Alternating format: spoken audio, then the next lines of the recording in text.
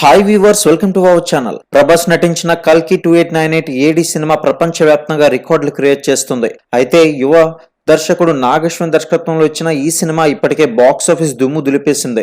మొత్తానికి ఇంతవరకు కూడా వచ్చిన కలెక్షన్స్ అయితే మనం చూసాం. అయితే ఈ రోజు 26వ రోజు గనుక ఈ రోజు బాక్స్ ఆఫీస్ వద్ద ఎంత వసూలు సాధించింది ఏంటనే పూర్తి వివరాలు ఇప్పుడు మనం తెలుసుకుందాం. ఫస్ట్ టైం గనక ఛానల్ చూస్తున్నట్లయితే సబ్స్క్రైబ్ చేసుకుని లైక్ చేయడం మాత్రం మర్చిపోకండి. 50 ఏళ్లు పూర్తి చేసుకున్న వైజయంతి మూవీస్ బ్యానర్ పై సి అశ్విని దత్ నిర్మించిన ఈ సినిమా ఆన్లైన్ బుకింగ్స్ అయితే బీభత్సమైన చరిత్ర సృష్టించింది. మొత్తానికి బుక్ మై షోలో అయితే అత్యధిక టికెట్లు అయితే అమ్ముడుపోయింది. మరి ఈ సినిమా ఇంతవరకు కూడా బాక్స్ ఆఫీస్ వద్ద చాలా గట్టిగానే వసూలు చేసింది. అయితే దాదాపుగా సుమారు 3 కోట్ల రూపాయలు వసూలు చేసిన చిత్రంగా మరో రికార్డును అయితే నెలకొల్పింది. ఒక సినిమా అయితే పర్వాలేదు, అలాగే మహేష్ బాబు సొంత థియేటర్ ఏఏఎంబిలో అత్యధిక వసూలు సాధించిన సినిమాగా సుమారు ఒక్క థియేటర్లోనే 3 కోట్ల రూపాయలు వసూలు చేసింది.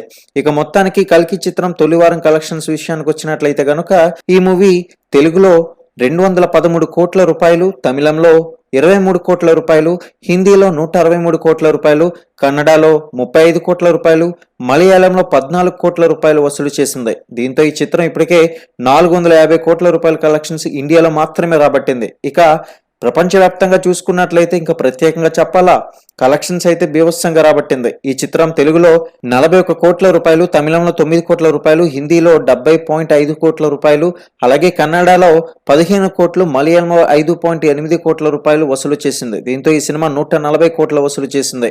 ఇక ఇలా 3వ వారం చెప్పుకుంటూ పోతే భారీగానే రాబట్టిందని చెప్పుకోవాలి. ఇక ఫైనల్ గా 4వ వారం కూడా కల్కి చిత్రం స్టడీగా కలెక్షన్స్ అయితే రాబడుతుంది.